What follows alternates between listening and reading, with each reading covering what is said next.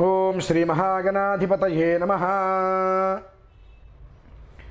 శరణాగత దీనార్త పరిత్రాణపరాయణే సర్వస్యార్తి హరే దేవి నారాయణి నమోస్తుతే.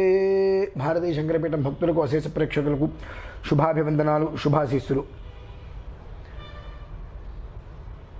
మానవ జీవిత మహేతిహాసములో ప్రతి మనిషికి అవసరమైనటువంటి విషయాన్ని వివరిస్తున్నా. ఎన్నో జన్మల పుణ్య ఫలం మనకు రాబోతుంది, రోజులలోనే ఉంది. మనకు కీడు చేసేవారు, ఉపకారాన్ని పొంది అపకారం చేసేవారు, మన ఎదుగుదల చూసి ఓర్చుకోలేని వారు, మన మీద అపనిందలు వేసేవారు, ఇక్కడ మాటలు అక్కడ, అక్కడ మాటలు ఇక్కడ చెప్పి ఇబ్బందులకు గురి చేసేవారు, మనల్ని మానసికంగా, శారీరకంగా, ఆర్థికంగా మనల్ని ఇబ్బంది పెడుతున్నటువంటి వారు, ములుకులు వంటి మాటలతో మెంటల్గా స్ట్రెస్ చేస్తున్న వాళ్ళు, కొన్ని రకాల మంత్ర ప్రయోగాలు అవన్నీ చేస్తూ ఉంటారు అనారోగ్యానికి మనిషిని తీసుకురావాలని చెప్పి. ఇటువంటి ఏవైతే ఉన్నాయో వీటిల నుండి పూర్తిగా బయటపడి ప్రాజాపత్యాది నవ ఋషులు, ఆదిత్యాది నవగ్రహాలు, నవ అధిదేవతలు, నవ ప్రత్యధిదేవతలు, నవదుర్గలు, నవబ్రహ్మలు, అలాగే నవ ఆవరణలు, నవధాతువులు, ఇవి 8. అనగా 8 8లు 72 వస్తుంది. ఇప్పుడు నేను చెప్పేటువంటిది ఏదైతే ఉన్నదో ఆ విధానాన్ని తప్పకుండా పురుషుడు, ఒకవేళ పురుషునికి కనుక అవకాశం కుదరకపోతే ఆ ఒక్క పురుషుడి యొక్క అనుగ్రహంతో స్త్రీ చేయవలసి ఉంటుంది. ఇది ఆచరించగలిగితే 72 రోజులు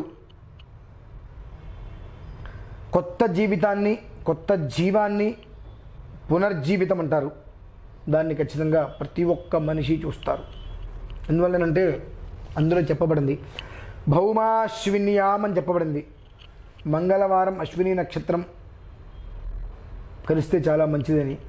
ఒకవేళ అదే రోజు అమావాస్య అయితే అమితమైనటువంటి విశేషము అని. చతుర్దశి అమావాస్య కలిసి వచ్చినటువంటి, అంటే సూర్యోదయానికి చతుర్దశి, సూర్యోదయం అనంతరం అమావాస్య. ఇదే అమావాస్య మర్నాడు ఉదయం సూర్యోదయానికి కూడా ఉన్నది, కానీ మనకు ఈరోజు అవసరం. మంగళవారం అశ్విని నక్షత్రం, ఎన్ని జన్మల పుణ్య ఫలమో ఇవి కలిసి రావడం అనేది. అంత అద్భుతమైనటువంటి రోజుగా 7వ తారీఖు చతుర్దశి అమావాస్య కలిసి వచ్చిన క్షణం, మంగళవారము అశ్విని నక్షత్రంతో కూడుకున్న యోగం, పైన చెప్పబడినటువంటి అన్ని రుగ్మతలు అన్నీ కూడా తొలగిపోయి అంతమంది దేవాధిదేవతలు మన కుటుంబంలో స్థిరంగా కొలువై ఉండాలి అన్నట్లయితే ఆ రోజు నుంచి మొదలుకొని రాత్రి 10:30 తర్వాత చక్కగా ఇంట్లో అంత స్టూల్ పెట్టుకోండి. ఇలా ఒక గోడ వస్తుంది, ఆ గోడకి చక్కగా స్టూల్ పెట్టుకోండి. ఆ గోడకి పసుపు రాయండి. చక్కగా పసుపు రాసి, ఒకటి అవకాశం మీ దగ్గర ఉందంటే, కిందసారి చాలామందికి, కొన్ని 100 మందికి అయితే మనం అందించాము, లాకెట్ ఒకటి అందించాము. ఇట్లా నవరత్నాలతో ఉన్నటువంటి శ్రీయంత్రం లాకెట్ అందించాము. ఈ లాకెట్ కనుక ఎవరి దగ్గర అయితే ఉన్నదో ఆ ఉన్నవారందరూ ఎవరికైనా కావాలని అందిద్దాము. ప్రజెంట్ ఈ లాకెట్లు ఎవరి దగ్గర అయితే ఉన్నాయో వారందరూ కూడా చక్కగా లాకెట్టును తీసుకొని ఇలా గోడకి పెట్టండి. గోడ దగ్గరికి పెట్టి దీపారాధన దానికి దగ్గరగా, అంటే ఇక్కడ ఏదైతే ఈ రెడ్ కలర్ స్టోను ఎరుపు రంగు రాయి అయితే ఉందో మధ్యలో, దీన్ని బిందు అంటారు. బిందు త్రికోణ వృత్తం అన్నట్టుగా దీన్ని బిందు స్థానము అంటారు. ఈ బిందు స్థానానికి ఖచ్చితంగా ఎదురుకుండా ఆ జ్యోతి వెలగాలి. అది ఒక అడుగు దూరం ఉన్నా ఇబ్బంది లేదు. ఇలా మనకు ఎదురుకుండా ఇలా పెట్టుకున్నప్పుడు గోడకి మనం చూస్తున్నప్పుడు ఆ బిందువుకి ఈ జ్యోతి అనేటువంటిది ఖచ్చితంగా కనెక్ట్ అవ్వాలి. అలా పెట్టుకొని చక్కగా ఈ శ్రీయంత్రాన్ని పెట్టుకొని, ఒకవేళ శ్రీయంత్రం లేదు, చక్కగా శ్రీయంత్రం ఫోటోలు దొరుకుతాయి మనకు, ఆ ఫోటో అయినా సరే తెచ్చుకొని, ఈ యంత్రం ఉంటే మహా అద్భుతం. లేని పక్షం చక్కగా శ్రీయంత్రాన్ని బయట దొరుకుతాయి మనకు, శ్రీచక్రాలవి, అది ఒకటి తెచ్చి ఆ గోడకి దానికి తగిలిచ్చి, ఆ బిందు అనేది మధ్యలో ఏదైతే చెప్పానో ఆ మధ్యలోకి జ్యోతి వెళ్ళేటట్టుగా కనిపించేట్టుగా దీపారాధన పెట్టి చక్కగా 10:30 తర్వాత మొదలుపెట్టి నేను ఒక మంత్రాన్ని అయితే అందిస్తా. అది సుమారుగా 7 నుంచి 8 నిమిషాలు ఉంటుంది ఆ మంత్రం.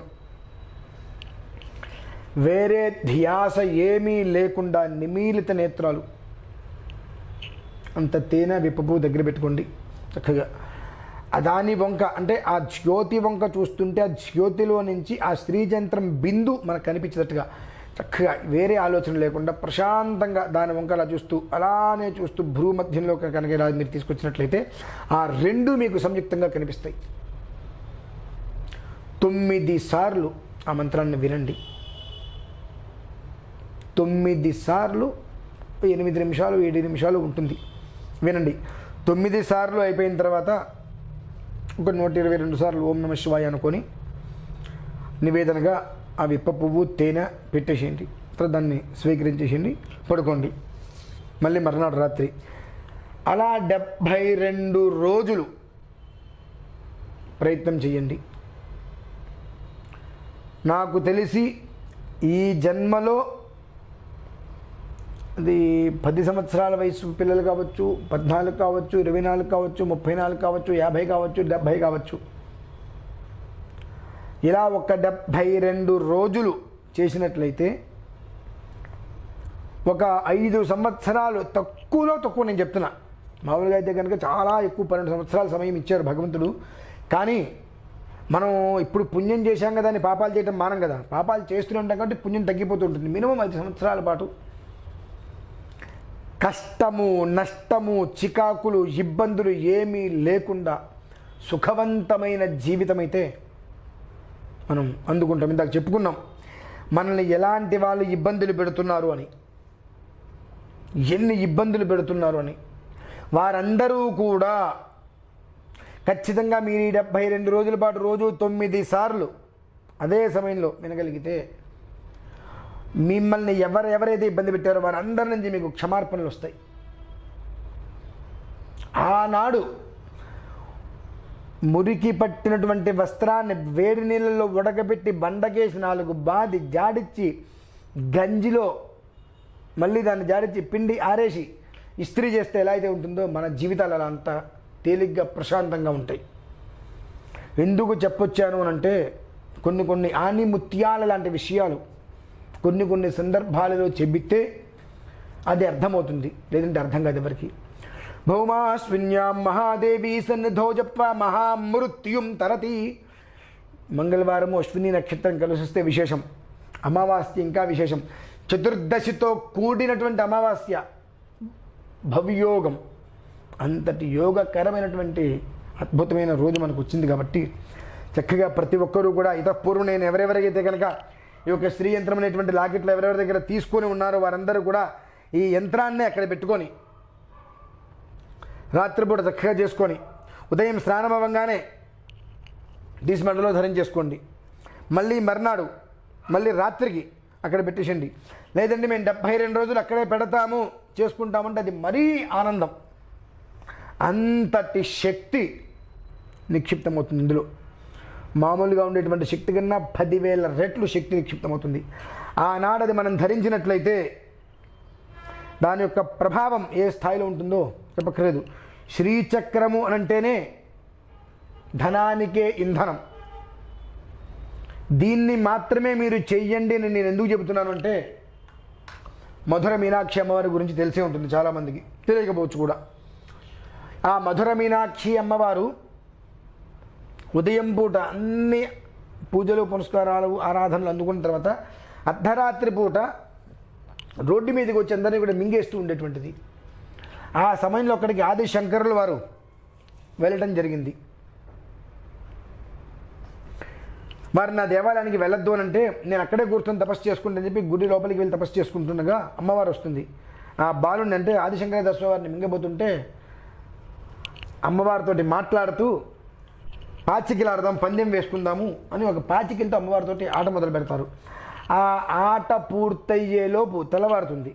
సుందరేశ్వరుడు ఆయన స్వయంవారు ఉన్నారు మరి, ఆయన కూడా పక్కనే ఉంటారు కదా. మీనాక్షి సుందరేశ్వరుడు అంటే మరి